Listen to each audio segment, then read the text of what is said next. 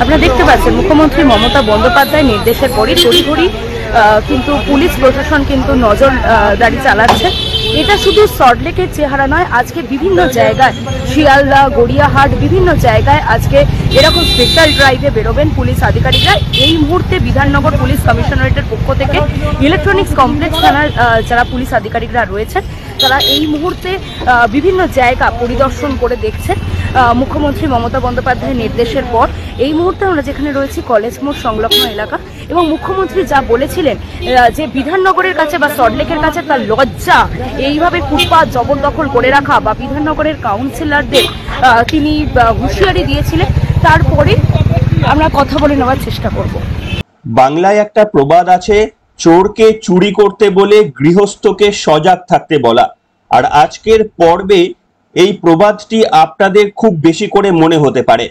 আপনারা জানেন রাজ্যের মাননীয় মুখ্যমন্ত্রী মমতা বন্দ্যোপাধ্যায় বিগত কয়েক বছর ধরে শিল্পায়ন করতে না পেরে বেকারদের বলেছিলেন টেবিল এবং টুলের মধ্যে বসে চপের দোকান কিংবা ঘুগনির দোকান দিতে।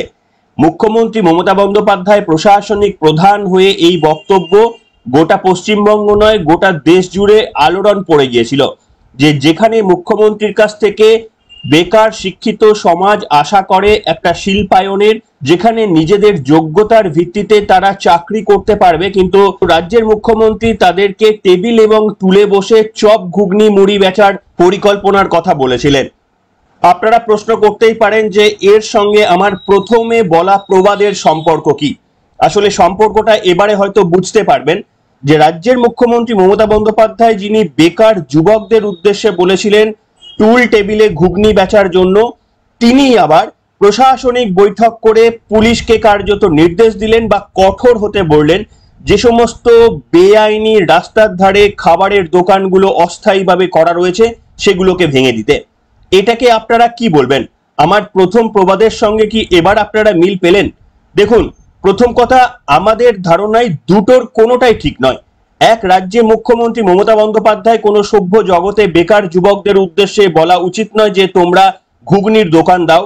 আর দ্বিতীয়ত হচ্ছে, বিনা নোটিশে আগে থেকে সতর্ক বার্তা না দিয়ে যে রাজ্যে শিল্প নেই, যে রাজ্যে রুজি রোজগার করতে গিয়ে মানুষের মাথার ঘাম পায়ে পড়ে, সেখানে যে সমস্ত গরিব মানুষগুলি রাস্তার দুপাশে খাবারের দোকান দিয়ে নিজেদের পেট চালান, তাদেরকে বিনা নোটিশে এইভাবে উচ্ছেদ করে দেওয়া, একেবারেই বুলডোজার নিয়ে এসে তাদেরকে বুলডোজ করে দেওয়া, যেন মনে হচ্ছে বড় কোনো এরা আততায়ী বা সমাজের দুষ্কৃতকারী, মারাত্মক কিছু গর্হিত এরা অপরাধ করে ফেলেছে এবং এদের অস্থায়ী ছাউনিগুলোকে নির্বিচারে ভেঙে গুড়িয়ে দেওয়া হচ্ছে বিনা নোটিশে, যে মুখ্যমন্ত্রী মমতা বন্দ্যোপাধ্যায় নিজেই এনকারেজ করেছিলেন চপ এবং ঘুগনির দোকান দিতে।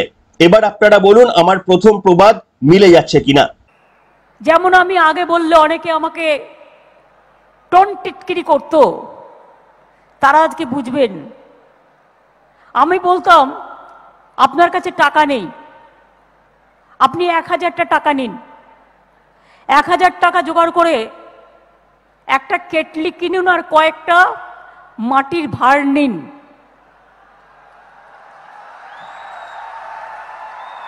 সাথে কিছু বিস্কুট নিন, আস্তে আস্তে বাড়বে। প্রথম দিন আপনি বিস্কুট নিলেন প্রথম সপ্তাহে, তারপরে সপ্তাহে মাকে বললেন মা একটু ঘুগনি তৈরি করে দাও, তারপরে সপ্তাহে একটু তেলে ভাজা করলেন, একটা টুল আর একটা টেবিল নিয়ে বসলেন। এই তো পুজো আসছে সামনে,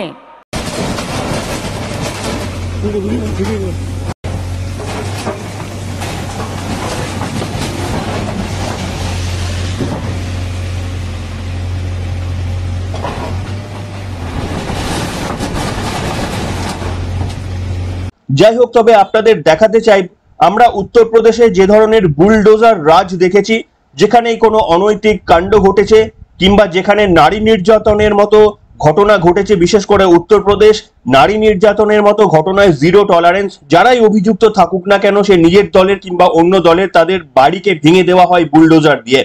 যে উত্তরপ্রদেশের সমাজ বিরোধীদের আটকাতে এই বুলডোজার ব্যবহার করে থাকে, সেখানে পশ্চিমবঙ্গের সরকার আবার সাধারণ মানুষ যারা রুজি রোজগারের জন্য রাস্তার দুপাশে বসে রয়েছেন তাদেরকে একেবারে বিনা নোটিশে উচ্ছেদ করে দিচ্ছেন। দেখুন, আপনারা যদি আমাকে বলেন, নিশ্চিতভাবে আমি সমর্থন করি না যে রাস্তার মধ্যে দুদিক আটকে রেখে এইভাবে দোকান দেওয়া, কিন্তু তাদের তো একটা বিকল্প ব্যবস্থা করতে হবে এবং সেই বিকল্প ব্যবস্থাটা যথাযথ হওয়া প্রয়োজন। আপনারা দেখছেন যে সমস্ত অস্থায়ী ছাউনিগুলোকে একেবারেই ভেঙে গুড়িয়ে দেওয়া হচ্ছে, এগুলো কতটা মূল্যবান বলুন তো ওই সমস্ত গরিব মানুষদের কাছে। একটা টিন বা একটা ত্রিপল বা একটা বাঁশ যেগুলোকে নির্দ্বিধায় পুলিশ প্রশাসন ভেঙে দিচ্ছে, সেগুলো একটা একটা কার্যত ওই সমস্ত গরিব মানুষের পাঁজরের হাড়। যারা কাটমানি খায়, যে সমস্ত রাজনৈতিক নেতৃত্ব চুরির টাকায় তাদের সংসার চালায়, তারা একটা ত্রিপলের দাম কোনোদিনই বুঝতে পারবেন না। আর রাজ্যের স্বয়ং মুখ্যমন্ত্রী মমতা বন্দ্যোপাধ্যায় নিজেই বলেছেন যে পুলিশ প্রশাসনের কেউ কেউ কিংবা সুজিত বোসের নাম করে বলেছেন তারাই বিভিন্ন রকমের অস্থায়ী ভাবে মানুষদের বসতে সাহায্য করছে বিভিন্ন জায়গায়। অর্থাৎ রাজ্যের মুখ্যমন্ত্রী মমতা বন্দ্যোপাধ্যায় নিজেই বলছেন তাদের দলের নেতা নেতৃত্বরা এর সঙ্গে জড়িত, আবার তিনি নির্দেশ দিচ্ছেন সেগুলোকে ভেঙে গুড়িয়ে দেওয়ার জন্য। তবে আপনাদের দেখাতে চাইবো যে বিরোধী দলের ভূমিকায় আরো একবার দেখা গেল বিজেপিকে তথা শুভেন্দু অধিকারীকে। তিনি পরিষ্কারভাবে বলেছেন, আর একটা মুখ্যমন্ত্রী মমতা বন্দ্যোপাধ্যায়ের আজকে একটা প্রশাসনিক বৈঠক রয়েছে, সেই বৈঠকে যদি সদুত্তর কিছু না মেলে তাহলে এই ধরনের ঘটনার তিনি প্রতিবাদ জানাবেন এবং দরকার পড়লে তিনি বলেছেন আমি বুলডোজারের সামনে দাঁড়িয়ে পড়ব। কি বলেছেন শুভেন্দু অধিকারী, এর প্রতিবাদে নামবেন বলেছেন তিনি, শোনাবো আপনাদের। আগামীকাল সিদ্ধান্ত পুনর্বিবেচনা না হলে আগামী পরশু থেকে যেখানে হকার উচ্ছেদ করবে সেখানে পশ্চিমবাংলার জনগণকে, সমস্ত ধরনের মানুষকে, এলাকার ক্লাব, প্রতিষ্ঠান, জনপ্রতিনিধি, বিজেপির কার্যকর্তা, তাদের সকলকে আমি অনুরোধ করব বিরোধী দলনেতা হিসাবে বাধা দিন। কি করবে? গ্রেফতার করবে? নিয়ে আসুন।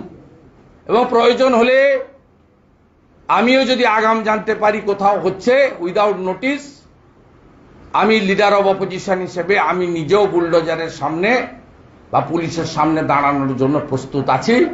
আমার কলিগ এমএলএদেরকেও একইভাবে আমি আহ্বান করব।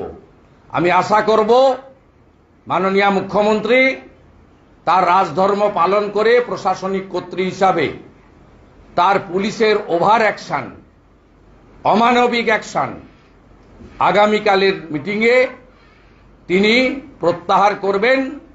আপনারা জানেন যে মুখ্যমন্ত্রী মমতা বন্দ্যোপাধ্যায় গত 24 তারিখে একটা প্রশাসনিক বৈঠক করেছিলেন এবং কি অদ্ভুতভাবে সেই প্রশাসনিক বৈঠকটা একেবারে লাইভ করা হয়েছিল। একটা প্রশাসনিক বৈঠক তিনি করতেই পারেন, সেটাকে লাইভ সম্প্রচার করার দরকার কি ছিল? আসলে ইমেজ বিল্ড আপ। কেন ইমেজ বিল্ড আপের প্রয়োজন হয়ে গেল মুখ্যমন্ত্রীর? আপনারা জানেন এবারের যে লোকসভা নির্বাচনে তৃণমূল কংগ্রেস কিন্তু আসনের ভিত্তিতে ভালো ফল করেছে, কিন্তু মুখ্যমন্ত্রীর মুখে কি আপনারা কখনো হাসি দেখেছেন? এই নির্বাচনের ফল প্রকাশের পর থেকে মুখ্যমন্ত্রী মমতা বন্দ্যোপাধ্যায়ের মুখে কিন্তু হাসি দেখিনি আমরা, এবং তাকে কিন্তু স্বস্তিতে আমরা দেখিনি। তার বিভিন্ন কারণ রয়েছে। ভোটের পার্সেন্টেজ বা ভোটের বিভিন্ন দিক পর্যালোচনা করে তিনি সম্ভবত বুঝতে পেরেছেন যে তৃণমূল কংগ্রেস আসন বেশি পেলেও কার্যত ভেতরে ভেতরে ঘুম ধরতে শুরু করে দিয়েছে। সেই কারণে বিভিন্ন পুরসভা এলাকায় তৃণমূল কংগ্রেস বিজেপির থেকে 50% আসনে পিছিয়ে, এত কিছু করার পরেও শাসক দল সমস্ত কিছু ক্ষমতা মেশিনারিজ প্রয়োগ করার পরেও বিজেপির থেকে 50% আসনে পিছিয়ে রয়েছে পুরসভাগুলিতে। সেই কারণেই মুখ্যমন্ত্রী ইমেজ বিল্ড আপ করার চেষ্টা করেছিলেন লাইভ সম্প্রচার করে প্রশাসনিক বৈঠক। তবে বিরোধী দলনেতা শুভেন্দু অধিকারীও প্রশ্ন তুললেন যে তিনিও চান যদি কেউ ফুটপাত দখল করে বসে থাকেন তাহলে তাকে উচ্ছেদ করা হোক, কিন্তু তার জন্য তো একটা এসওপি লাগবে, স্ট্যান্ডার্ড অপারেটিং প্রসিডিওর, এবং তার জন্য একটা নির্দিষ্ট প্ল্যান লাগবে। ওই সমস্ত উচ্ছেদকারীদের আগে থেকে নোটিশ দিতে হবে, তাদেরকে বলতে হবে তোমরা সরিয়ে নিয়ে যাও নালে আমরা ভেঙে দেব। এই সমস্ত না করেই হঠাৎ করে আমার মনে হলো সাংবাদিকদের ডেকে নিয়ে এসে তাদের সামনে ইমেজ বিল্ড আপের জন্য এই সমস্ত গরিব মানুষদের খাওয়ার দোকানগুলো একেবারে ভেঙে চুরমার করে দেওয়া হলো। এটা কোন ধরনের পলিটিক্স বলে প্রশ্ন তুললেন বিরোধী দলনেতা। শুধু তাই নয়, তিনি একটি মারাত্মক বক্তব্য বলেছেন। তিনি বলছেন রাজ্যের মুখ্যমন্ত্রী ধরুন সেক্টর 5 এর বিভিন্ন জায়গায় কিংবা গড়িয়াহাট কিংবা যদুবাবুর মার্কেটে এই সমস্ত জায়গাগুলিতে উচ্ছেদের কার্যকলাপ চালিয়েছেন।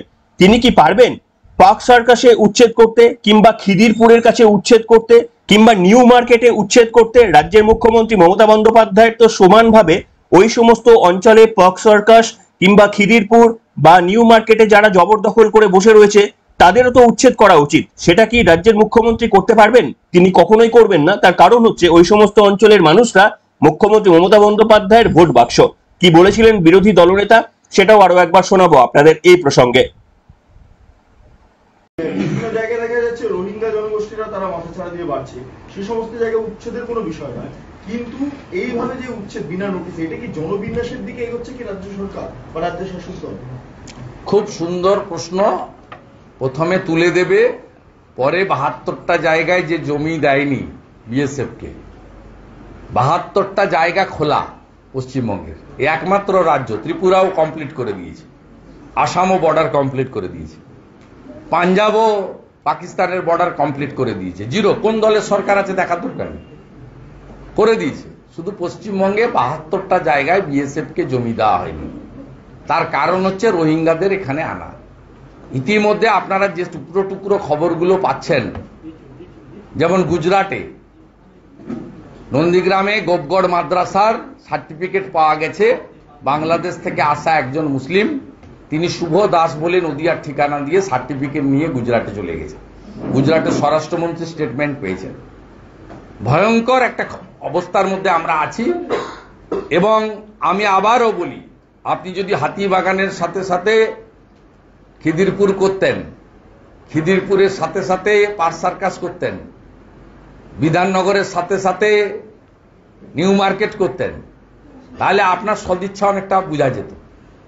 তা আপনি বেছে বেছে যেসব জায়গায় করছেন, এর মধ্য দিয়ে খুব প্রমাণ হচ্ছে যে আপনি কাদেরকে নিয়ে এসে ওই ফাঁকা জায়গাগুলো ভবিষ্যতে বসাতে চান, এবং কমপ্লিট ডেমোগ্রাফিটা চেঞ্জ করে দিয়ে যাতে আগামী 50 বছর ভোট ব্যাংকের রাজনীতিটা আপনি করতে পারেন।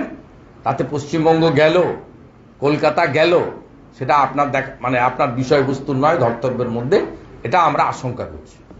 শুনলেন বন্ধুরা, এবং নিশ্চিতভাবে যদি এই জঞ্জাল সাফাই অভিযান শুরু করতে চায় তৃণমূল কংগ্রেস, তাহলে নিশ্চিতভাবে সেটা শহরের সমস্ত অঞ্চলে করা উচিত। যেখানে যেখানে আপনারা ভোট কম পেয়েছেন সেই সমস্ত এলাকাগুলিতে এইভাবে বুলডোজার দিয়ে ভেঙে দেওয়া হবে, আর যেখানে যেখানে ভোট বাক্স রয়েছে সেখানে সেখানে কোনো প্রভাব পড়বে না। এটা তো নিশ্চিতভাবে একটা নিরপেক্ষ প্রশাসনের ভূমিকা হতে পারে না। তারপরে আপনারা নিজেরাই দেখেছেন যে রাজ্যের মুখ্যমন্ত্রী মমতা বন্দ্যোপাধ্যায় নিজেই কার্যত স্বীকার করে নিয়েছেন তার দলের এমএলএ তথা প্রভাবশালী নেতা বিধাননগরের সুজিত বসু, তিনি নাকি একেবারে বেআইনিভাবে জবরদখল করে মানুষদের বসিয়ে দিচ্ছে বিভিন্ন জায়গায়। তিনি কি বিনা পয়সায় বসাচ্ছেন, বা তার দলের নেতৃত্বরা কি এই সমস্ত যারা গরিব মানুষরা রাস্তার ধারে দোকান দিয়ে বসে রয়েছেন তাদের কাছে 1 টাকাও নেন না? আসলে আমি নিজে সেক্টর 5-এ চাকরি করি সল্টলেকে, এবং আমার এক্সপিরিয়েন্স আপনাদের বলতে পারি যে আমরা বিভিন্ন ক্ষেত্রে বাইরে ডিপেন্ড করতে হয় ওই সমস্ত স্টলগুলি থেকে বিভিন্ন খাবার দাবার বা বিভিন্ন সাহায্য আমরা ওই সমস্ত কেনাকাটি ওই সমস্ত জায়গাগুলো থেকে আমাদের নিত্য প্রয়োজনীয় জিনিসগুলো আমাদের করতে হয়। এবং সেখানে দীর্ঘ কাজ করার সূত্রে 10-12 বছর 15 বছর কাজ করার সূত্রে ওই সমস্ত দোকানদারদের সঙ্গে আমাদের পরিচয় হয়ে গিয়েছে। তাদের যখন জিজ্ঞাসা করি তারা বলে যে তাদেরকে হপ্তা দিতে হয়, কিছু নেতাদের কাছে হপ্তা তাদের দিতে হয়, এবং হপ্তা না দিলে তাদের এই দোকান করার অনুমতি মিলবে না। অর্থাৎ তারা যে একেবারে বিনা পয়সায় রাস্তা জুড়ে বসে রয়েছে এমনটা মোটেই নয়, এমনটা ভাবার কারণ নেই। তাদের কাছ থেকে যথেষ্টই অর্থ সংগ্রহ করে থাকে ওই অঞ্চলের প্রভাবশালী কিছু নেতৃত্ব। আর এটা তো তারা একদিন করছেন না, দিনের পর দিন, মাসের পর মাস, বছরের পর বছর তারা ওই জায়গায় থেকে বিজনেস করছেন।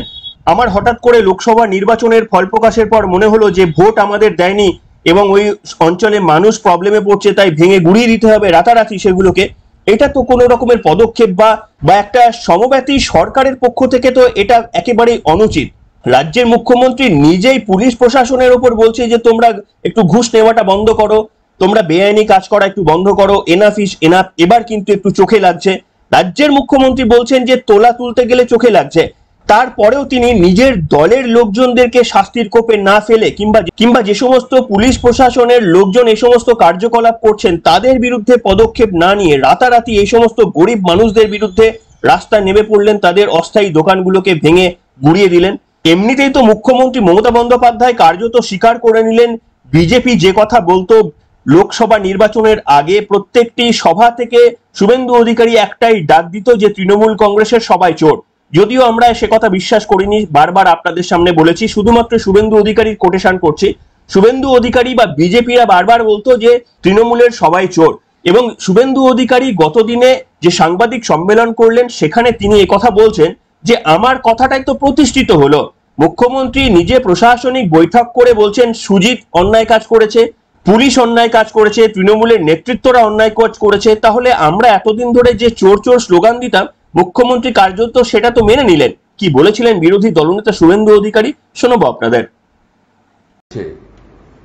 লাইভ চলছে, আপনারা তো ইমেজ বিল্ড আপের কাজ হচ্ছে। আমরা তো বলতাম তৃণমূলের সবাই চোর, উনি তো মাইকে বলতেন আমি চোর, অভিষেক চোর, ববি চোর। উনি তো বলছেন সুজিত চোর, গৌতম চোর, রাবগ্রাম ফুলবাড়ি চোর, এসজেডিএ চোর, এইচডিএ চোর, রানাঘাটের এসডিও চোর, হলদিয়ার এসডিও চোর। উনি তো বলছেন। বিজেপি যা বলেছে নির্বাচন চলাকালীন, এখন তো মুখ্যমন্ত্রী নিজে বলছে।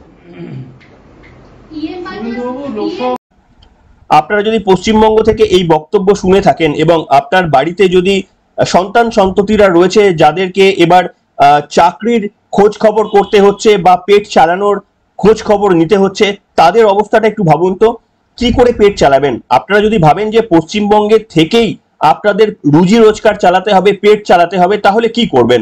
যারা মোটামুটি পড়াশোনা করেছেন, শিক্ষিত, তারা বড়জোর প্রাইভেট টিউশন করার হয়তো অনেকেই প্ল্যান করছেন। আর যারা একটু কম শিক্ষিত তারা ভাবছেন যে পাড়ার পাশে কোথাও একটা দোকান দেবো, কিংবা কলকাতায় যদি হয় তাহলে কলকাতার রাস্তায় নেতাদের কিছু টাকা দিয়ে কিছু হপ্তা দেবো, হপ্তা দিয়ে সেই একটা অস্থায়ী দোকান খুলবো, সেখানে কিছু চপ, ঘুগনি কিংবা পরোটা এই সমস্ত ভেজে নিজেদের রুজি রোজগার সামলাবো। এটাই তো পশ্চিমবঙ্গের সাধারণ মানুষের নিয়তি হয়ে গিয়েছে। এটা কি মানুষ খুব স্বচ্ছন্দে বেছে নিয়েছেন? রাজ্যের মুখ্যমন্ত্রী মমতা বন্দ্যোপাধ্যায় এই যে নির্বিচারে প্রশাসনকে দিয়ে এই সমস্ত অস্থায়ী কাঠামোগুলো ভেঙে দিচ্ছেন, এগুলো কি ওই সমস্ত মানুষগুলো একেবারে খুব স্বেচ্ছায় এই সমস্ত প্রফেশনগুলোকে বেছে নিয়েছেন?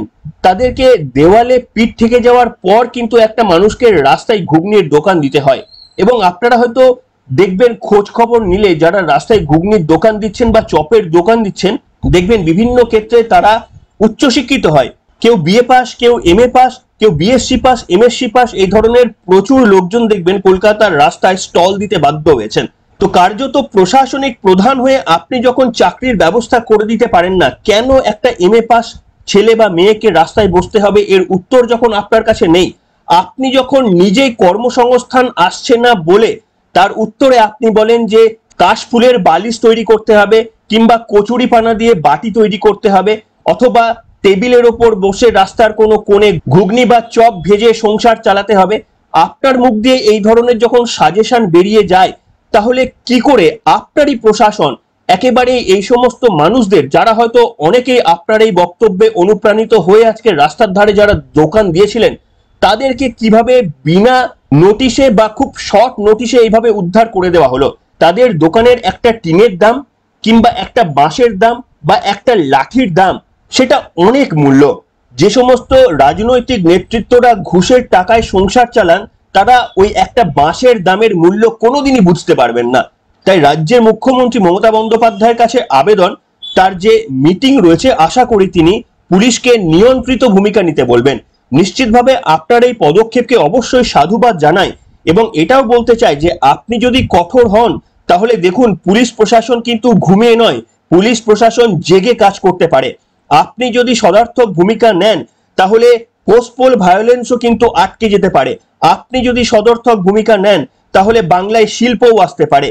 এবং সেটাই কার্যত পুলিশ দেখিয়ে দিল আপনার বলা বক্তব্যের পরই, যেভাবে তারা রাস্তায় নেমে নিজেদের ক্ষমতার পরিচয় দিল, তারা অন্তত এটা প্রমাণ করতে পেরেছে যে তাদের ক্ষমতা রয়েছে। শুধু আপনার ইনস্ট্রাকশনের প্রয়োজন। কিন্তু যে উদ্দেশ্য নিয়ে আপনি এই সমস্ত অস্থায়ী কাঠামোগুলোকে ভেঙে ফেলার কাজটা করতে নির্দেশ দিয়েছেন, এগুলোকে আরো কিছুটা সিম্প্যাথেটিকের সঙ্গে কি বিবেচনা করা যায় না? তাদেরকে কি কিছুটা আরো বেশি সময় দেওয়া যায় না? তাদেরকে কি অন্য জায়গা দেওয়া যায় না, যাতে করে তাদের বিজনেসটা চালাতে পারেন তারা? এই দিকগুলো দয়া করে ভেবে দেখবেন। এইভাবে পুলিশ প্রশাসনের সর্বশক্তি প্রয়োগ করে গরিব মানুষের ওপর একেবারে অত্যাচার করাটা আমার মনে হয় কোনো সভ্য সমাজের একটা সলিউশন হতে পারে না। নিশ্চিতভাবে আপনার উদ্দেশ্যের মধ্যে আমি যদি রাজনৈতিক দিকগুলো ছেড়েও দিই তাহলে ধরে নেব যে এর মধ্যে একটা মহান উদ্দেশ্য রয়েছে, কিন্তু এটা তার প্রকাশ হতে পারে না, এইভাবে হতে পারে না। কি বলবেন বন্ধুরা? অনেকগুলো বক্তব্য রাখার চেষ্টা করলাম। রাজ্যের মুখ্যমন্ত্রী মমতা বন্দ্যোপাধ্যায় নিজের দলের নেতৃত্বদের একাংশের দিকে আঙুল তুলছেন, পুলিশ প্রশাসনের দিকে আঙুল তুলছেন, কিন্তু তাদের বিরুদ্ধে কোনো ব্যবস্থা নিচ্ছেন না। ব্যবস্থা নিচ্ছেন এই সমস্ত গরিব মানুষের বিরুদ্ধে। এটা নিশ্চিতভাবে কোনোভাবেই কাম্য নয়। যারা অন্যায় করলেন শাস্তিটা বোধহয় তাদেরই পাওয়া উচিত। আর যারা পেটের খিদে নিয়ে রাস্তার ধারে দোকান দিলেন, আপনি সাজেশন দিয়েছিলেন টেবিল আর টুলের কথা, আপনার সাজেশন মতো যারা রাস্তায় বসেছেন তাদেরকে আপনি আবার উচ্ছেদ করে দেবেন? এটা কেমন বিচার হলো রাজ্যের মাননীয় মুখ্যমন্ত্রী? আরো একবার আপনার কাছে ভেবে দেখার জন্য অনুরোধ করলাম। এখনকার মতো এখানে শেষ করলাম।